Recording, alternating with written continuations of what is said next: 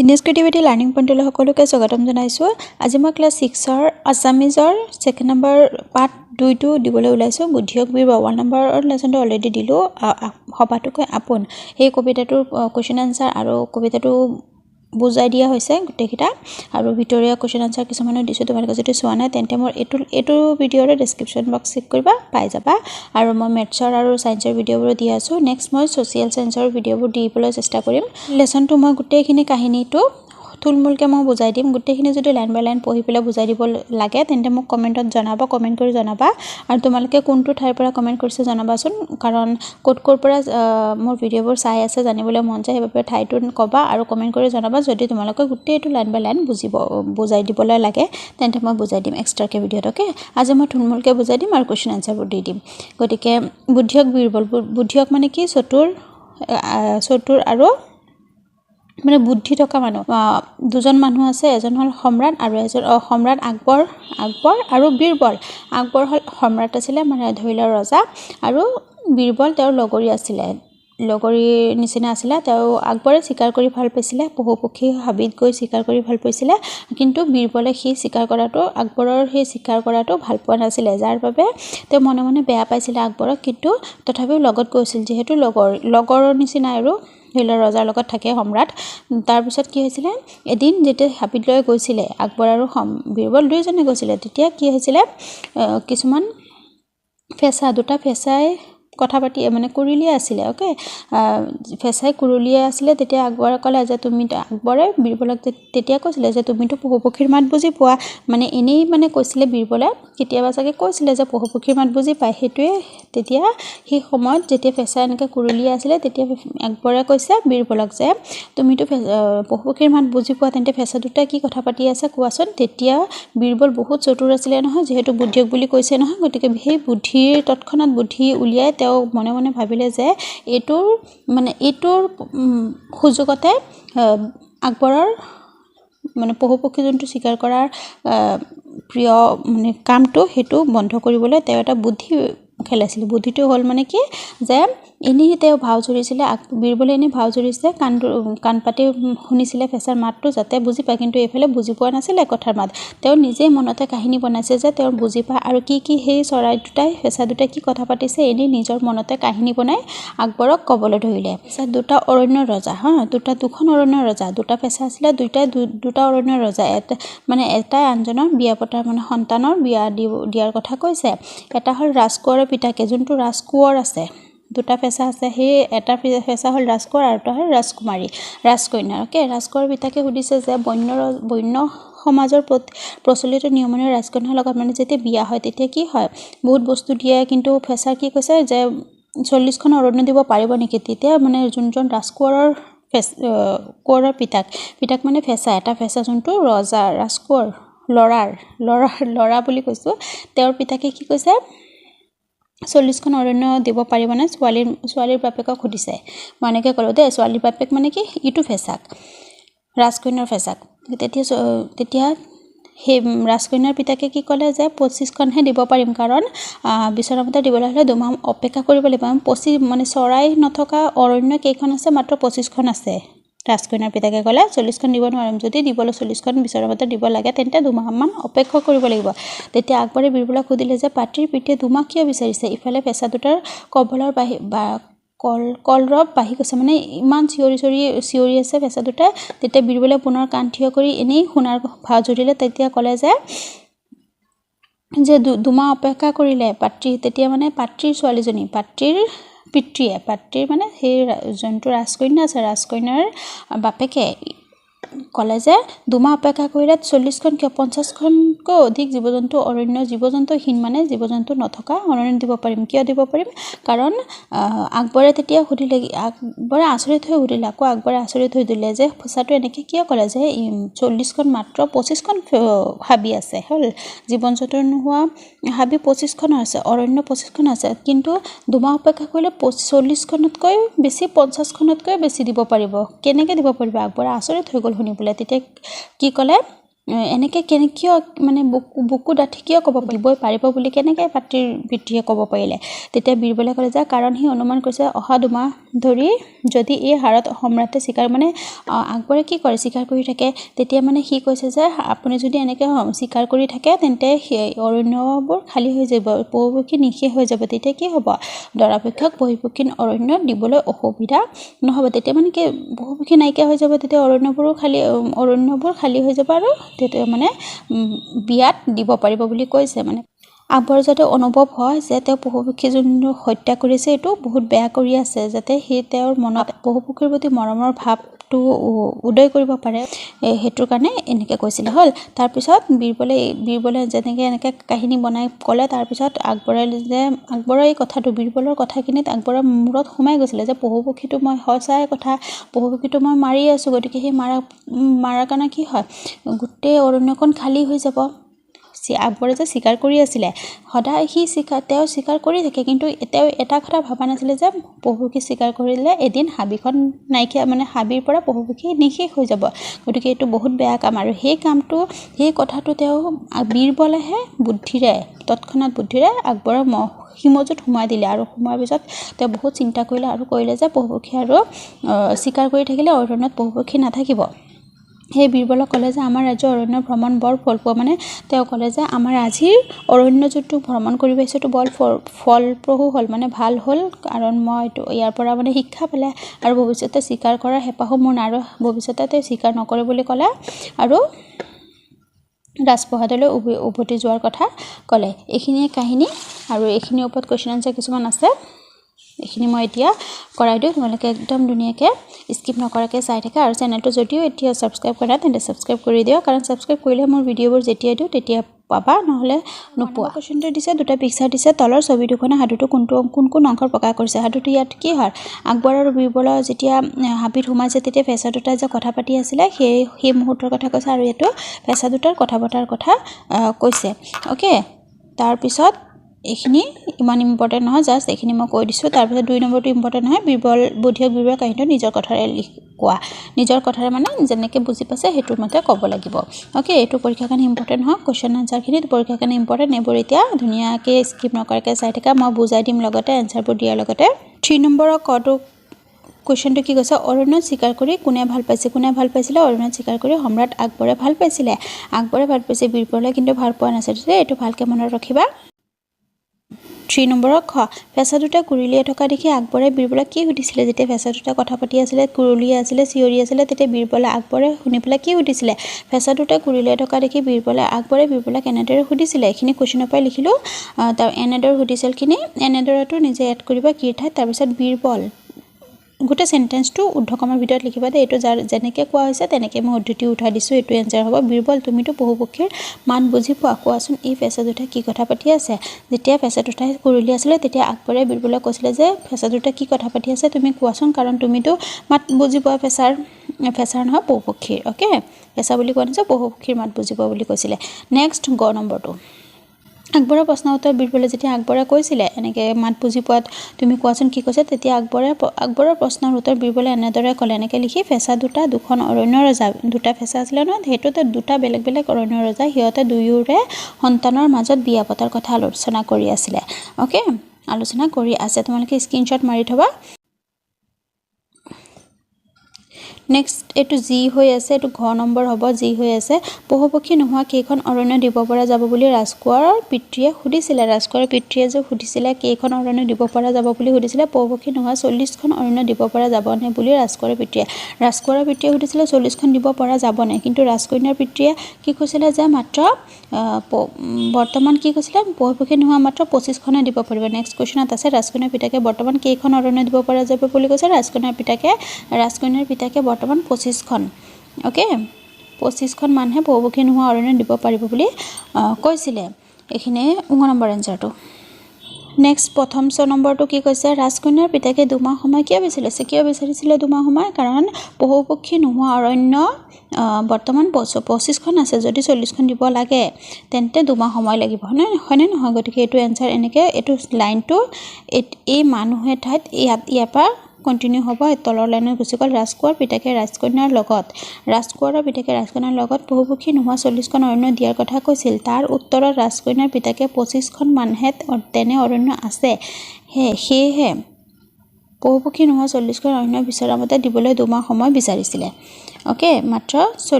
25খন আছে সেয়েহে 2 মাহ বিচাৰিছিলে অৰণ্যত চিকাৰ কৰি থাকিলে পহুপক্ষী নিহে হৈ যাব বুলি কোনে কৈছিলে পহুপক্ষী নিহে হৈ থাকিলে কোনে কৈছে অৰণ্যত চিকাৰ কৰি থাকিলে পহুপক্ষী নিহে হৈ যাব বুলি বীৰবলে কৈছিলে যদি কাক কৈছিলে বীৰবলে আকবৰক কৈছিলে এনেকৈ লিখিবা দেই অনলি কোনে কৈছে সেইবাবে কোনে ঠাইত বীৰবল লিখিছোঁ বৰ্গীয় জ বীৰবলে কোৱা কথা শুনি আকবৰে কি উপলব্ধি কৰিলে বীৰবলে কোৱা কথা শুনি আকবৰে উপলব্ধি কৰিলে যে চিকাৰ কৰি থাকিলে অৰণ্যত পহুপক্ষী নোহোৱা হৈ পৰিব চিকাৰ কৰি থাকিলেতো পহুপক্ষী নোহোৱা হ'ব সেইটো তাৰপিছত উপলব্ধি কৰিব পাৰিলে আকবৰে ওকে নেক্সট 10 নম্বৰটো আকবৰে শেষত বীৰবলক কি কথা দিছিলে যে আকবৰে ভৱিষ্যতে কেতিয়াও পহুপক্ষী চিকাৰ নকৰে বুলি বীৰবলক কথা দিছিল বা বীৰবলক কৈছিল লিখিলে হ'ব ওকে শেষত বুকৰ যোনবোৰ শেষত ৱৰ্ড কিছুমান আছে না ৱৰ্ড মিনিং সেইবোৰ তোমালোকে মুখস্থ কৰিবা দেই ৱৰ্ড মিনিঙৰ ক্ষেত্ৰত এইবোৰৰ পৰা ইম্পৰ্টেণ্ট আহে গতিকে শেষত বেছি পেজ নাই 2টামান পেজ আছে গতিকে সেইবোৰ গোটেইখিনি মুখস্থ কৰিবা ইয়াৰ পৰা তোমালোকৰ আহিবই ওকে গতিকে এইখিনি আৰু উলিয়াই থকাৰ প্ৰয়োজন নাই আৰু যদি কিছুমান জানিব বিচাৰা তেন্তে তোমালোকে কমেণ্টত জনাবা ৱৰ্ডবোৰ তেন্তে মই তেতিয়া কমেণ্টতে ৰিপ্লাই দি দিম নেক্সট 5 নম্বৰটো দলত আলোচনীৰ উত্তৰ দিয়া আকবৰে কোৱাৰ দৰে বীৰবলে প্ৰকৃততে পহুপক্ষীৰ মাত বুজি পাইছিল নে আকবৰে কোৱাৰ দৰে আকবৰে যে কৈছিলে বীৰবলক যে তুমি পহুপক্ষীৰ মাত বুজি পোৱা যে কোৱাচোন ফেচা দুটা কি কথা পাতিছে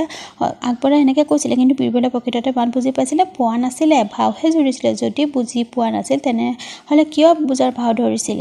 জুৰিছিলে কিয় বুজাৰ ভাও জুৰিছিলে যে আকবৰে যে চিকাৰ কৰি থাকে এনেকৈ চিকাৰ কৰি থাকিলে এদিন নিশেষ হৈ যাব পহুপক্ষী সেইবাবে আকবৰক মনত যাতে এইটো কথা সোমাব পাৰে যে পহুপক্ষী চিকাৰ কৰিব নালাগে সেইবাবে এনেকৈ পহুপক্ষীৰ মাত বুজি পোৱাৰ ভাও জুৰিছিলে নম্বৰটো উপস্থিত বুদ্ধিৰে বীৰবলে উদ্দেশ্য সাধন কৰিব পাৰিলে নে উপস্থিত বুদ্ধিৰে মানে তৎক্ষণাৎ বুদ্ধিৰে সাধন কৰিব পাৰিলে উদ্দেশ্যটো কি আছিলে চিকাৰ যাতে আকবৰে চিকাৰ কৰি আৰু পহুপক্ষী চিকাৰ নকৰে হ'ল আৰু সেইটো উদ্দেশ্যটো সাধন হৈছিলে তেওঁ উপস্থিত বুদ্ধি যোনটো বুদ্ধি কৰিছিলে গতিকে এই দুটা এনচাৰ মই দি আছোঁ তাতো এইটোৰ 5 নম্বৰৰ কৰটো আকবৰে প্ৰকৃততে পহুপক্ষীৰ মাত বুজি পোৱা নাছিলে প্ৰথম আনচাৰটো দুটা কুৱেশ্যন সুধিছে প্ৰথমতে লিখিবা পহুপক্ষীৰ মাত বুজি পোৱা নাছিল তাৰপিছত লিখিবা আকবৰে পহুপক্ষীৰ চিকাৰ কৰাটো বীৰবলে তাৰপিছত ভাল পোৱা নাছিলটো এইটো কণ্টিনিউ কৰিবা এইটো তলৰ পেৰেগ্ৰাফত আহি গ'ল PDF বনাওঁতে তাৰপিছত কিন্তুটো তোমালোকে জানে 9.2 হ'ব এইটো তাৰপিছত কিন্তু এই কথা আকবৰক ক'বলৈ ভয় কৰিছিলে বীৰবলে ভয় কৰিছিলে যে পহুপক্ষী চিকাৰ কৰিব নালাগে সেয়ে এদিন উপস্থিত বুদ্ধিৰে আকবৰৰ প্ৰশ্নৰ উত্তৰ দিবলৈ পহুপক্ষীৰ মাত দিবলৈ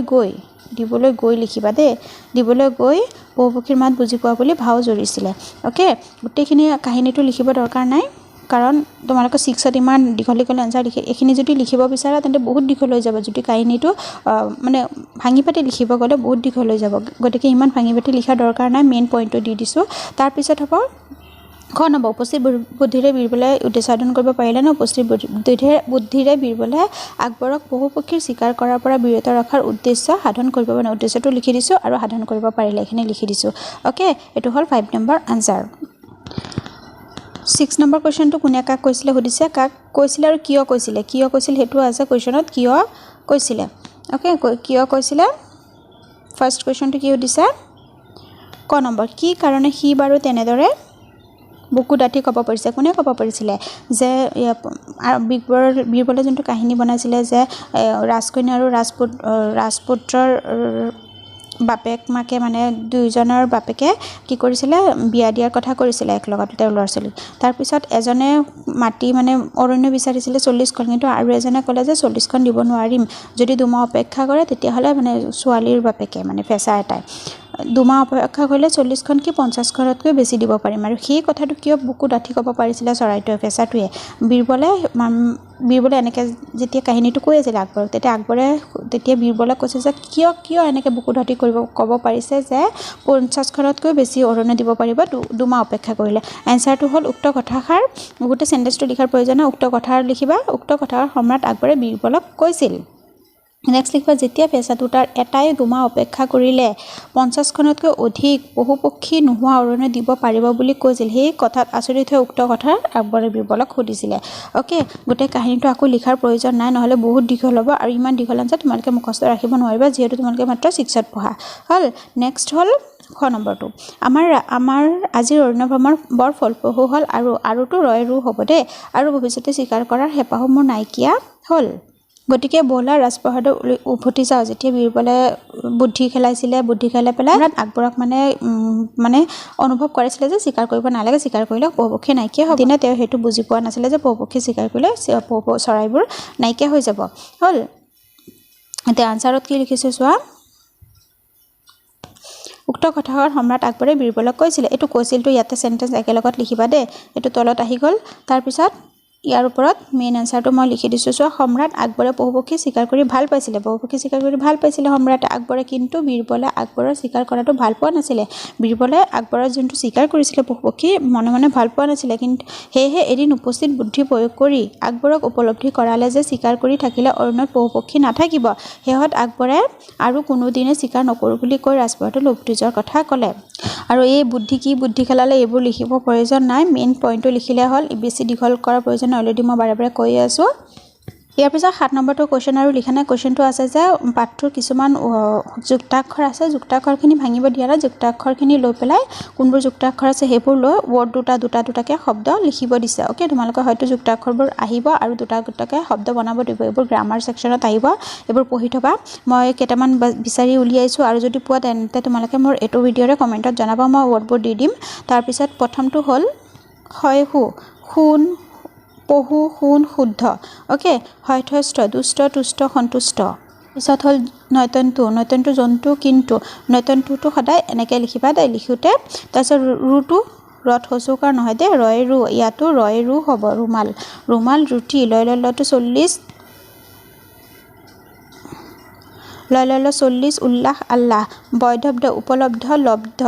অ'কে নয়তন্ত অন্ত শান্তি বৈৰভ্ৰটো ভ্ৰমণ ভ্ৰান্তি বা ভ্ৰান্ত হচৌকাৰ নিদিলেও হ'ব ভ্ৰান্তি আৰু এটা ভ্ৰান্ত বুলি লিখিলেও হ'ব ভ্ৰান্ত অ'কে এইকেইটা হ'ল 7 নম্বৰ কুৱেশ্যন আনচাৰ 8 নম্বৰটো পাঠটোত পহুপক্ষী জীৱ জন্তু আদি জুৰীয়া শব্দ কিছুমান গছ গছনি জীৱ জন্তু এইবোৰ যোনবোৰ জুৰীয়া শব্দ এটাৰ লগত আৰু এটা লগাই দিয়ে সেইবোৰ জুৰীয়া শব্দ পৰা তোমালোকে বিচাৰি এইটো উলিয়াব পাৰিবা 9 নম্বৰটো সুবিধা পাই বীৰবলে অতি মনোযোগেৰে পেঁচা দুটা কথন শুনাৰ ভাও জুৰিলে এই বাক্যটোত ভাও জুৰিলে খণ্ডবাক্য এনেয়ে শুনি থকা যেন বুজাইছে মানে এনেই বুজাইছে শুনি ভাও জুৰিলে মানে এনেই কথা শুনাৰ ভাও জুৰিছে অ'কে সেই তেনেকুৱা জুৰিলে শব্দটোৰ লগত জুৰিলে ৱৰ্ডটোৱে বেলেগ চেণ্টেন্সত এড কৰিলে বেলেগ মিনিং বুজায় সেই কোনটো চেণ্টেন্সত কি মিনিং বুজাইছে সেইটো লিখিব লাগিব প্ৰথম হ'ল ভোজৰ ভাত আঞ্জা কাণ মাৰিহে জুৰিলে মানে জোখমাখৰ কথা ভোজৰ ভাত কি একদম জোখমাখ মতেহে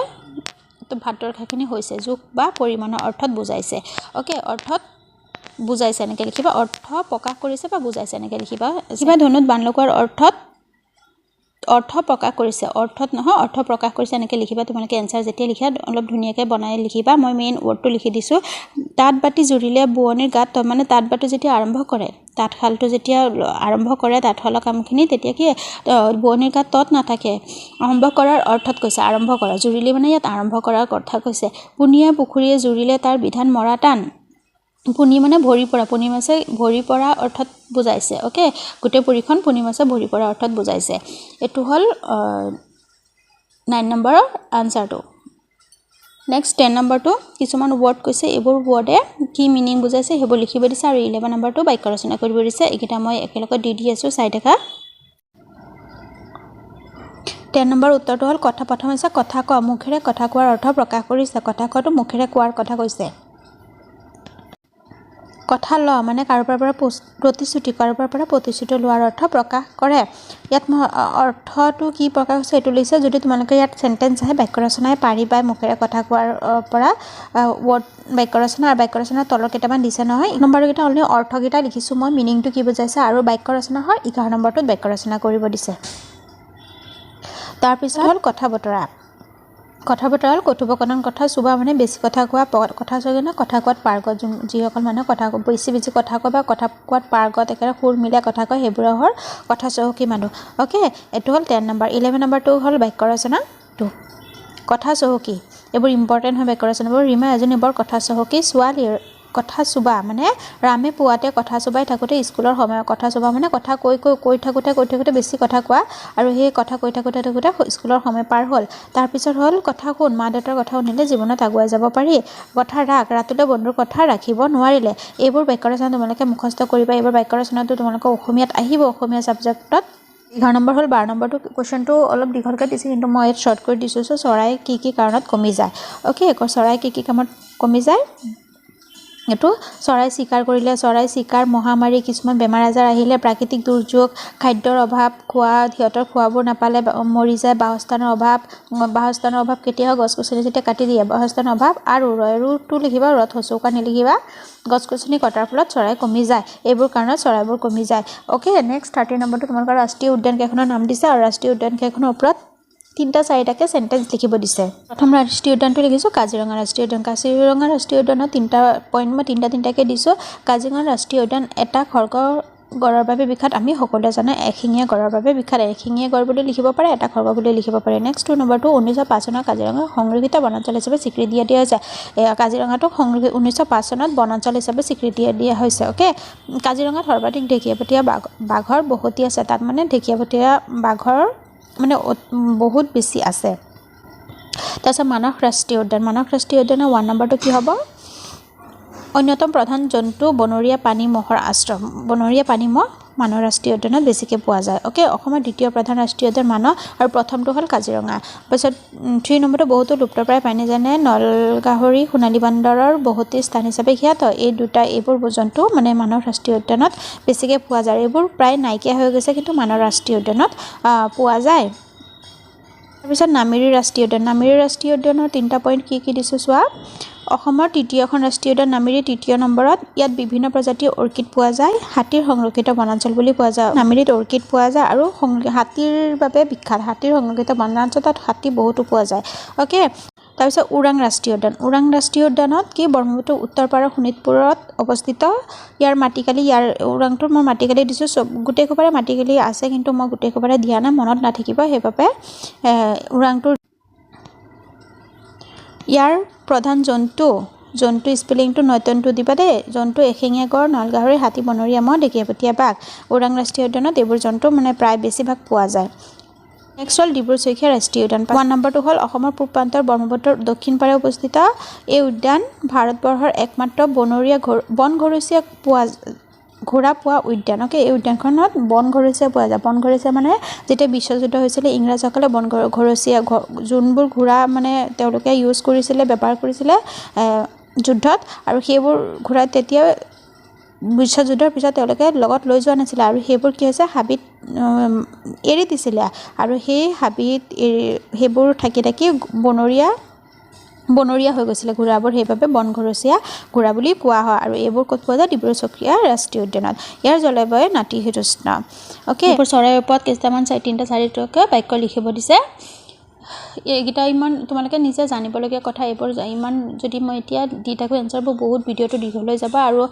ইয়াৰ ওপৰত আৰু এটা কুৱেশ্যন আছে ইয়াতে। 3টা চৰাইৰ নাম লিখিব দিছে, ক'ত বাস আছে। এইটো ইম্পৰ্টেণ্ট কুৱেশ্যন। 15 নম্বৰটো চোৱা। ইয়াত চৰাই 3টা পিকচাৰ দিছে। এইটো হ'ল শগুন, কুলি আৰু এইটো বুলবুলি। আৰু তাৰপিছত